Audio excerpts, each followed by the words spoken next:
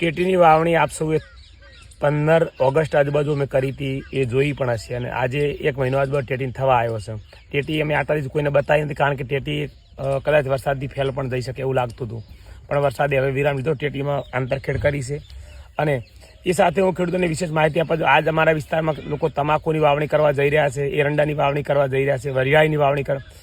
દરેક લોકોને એક વિનંતી છે કે માઇકોરાજાના ડ્રિન્ચિંગ કરજો, માઇકોરાજાના થડે થડે ટુવા આપજો. 1 એકરનો ખર્ચો માત્ર 250 રૂપિયા છે. એનું રિઝલ્ટ તમે જોઈ શકો છો. જો આ અમે ડ્રિન્ચિંગ કર્યું હતું, બતાવો પિનલબેન, આ મૂળ જુઓ, આટલું બધું મૂળ હશે, 1 ફૂટ મૂળ હશે. તો સાહેબ ગમે તે પાક તમારો 100% હલ્દી રહેશે. જમીનમાં ઘણું બધું પડ્યું છે, પણ તંતુમૂળ ન હોવાના કારણે છોડ લઈ કહેતો નથી. માટે મહેરબાની કરીને ટાઇકોડરમાં એ કાળી ફૂગ નહીં આવવા દે, અને માઇકોરાજા એ મૂળનો વિકાસ કરશે. આ બંનેનું દરેક પાકમાં ડ્રિન્ચિંગ કરો. આપ સૌએ બટાકામાં કર્યું હતું, ઘણા લોકોને બહુ સારા ફાયદા થયા હતા. તો હવે તમાકુમાં અવશ્ય કરજો, વરિયાળીમાં કરજો, એરંડામાં પણ કરજો.